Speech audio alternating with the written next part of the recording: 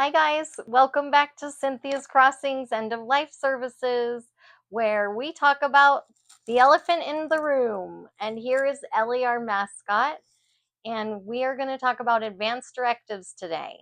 I'm Christelle Anderson. Most of you know, end of life doula, former Navy nurse, RN, and person that's dealt with a ton of loss at an early age.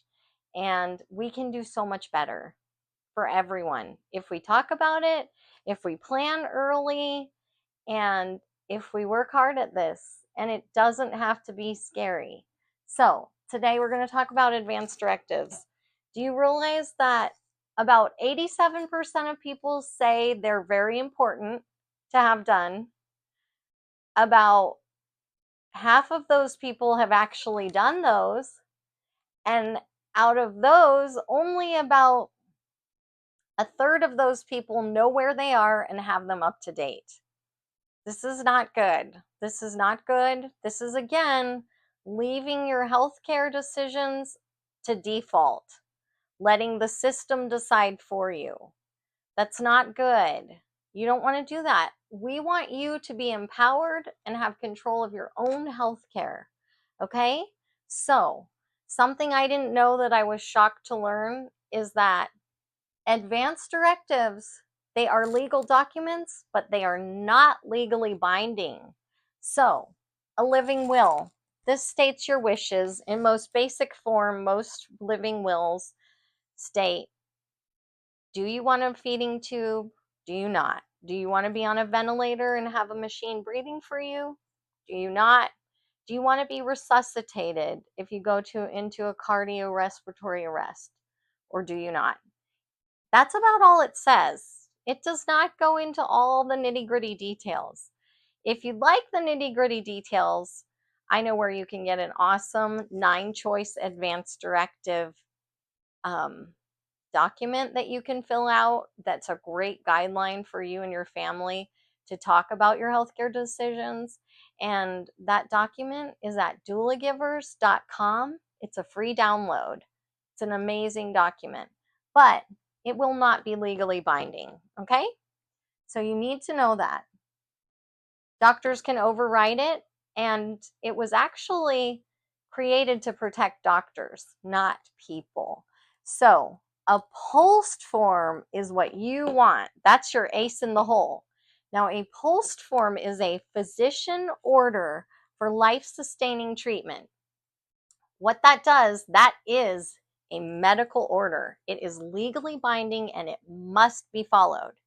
The catch is, in most states, you cannot instigate that till you're very old or you have a advanced illness and you have expected 6 months or less to live. So what you need to do is have your living will done, but when you get to the stage where you're near the end, you need to have a physician's order for life-sustaining treatment done. That needs to be signed by the physician. It needs to have all your wishes in it.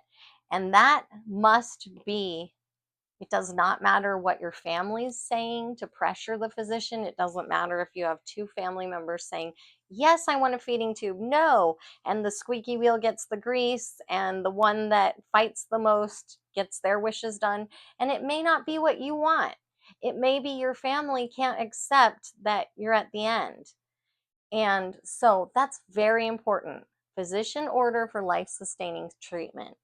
That's a medical order you have your physician sign. Now, your healthcare proxy, that is a very important thing. You need to choose 2 healthcare proxies. They are also called healthcare surrogates or healthcare power of attorneys. And what that is not someone to make decisions for you with your health. It's someone that you know and trust and have discussed, and they know they're the healthcare proxy. A lot of people find this out by default. They don't know that they've been chosen for that job. So it's important to let them know. And you also need to realize that, and they need to realize, their job is not to make decisions for you about your health. Their job is to know your pulse, know your living will like the back of their hand, and advocate for you and make sure your wishes and your decisions are honored. And that is what I have to say about advanced directives today. And I encourage you to get these done. Most states have these online at their Department of Health websites. And if you need any help, let me know. I do work as a private doula if anyone needs any private doula services. cynthiascrossings.com is my website. You can get all my information there. And I hope you guys have a great day, and I hope this was helpful. See you next time.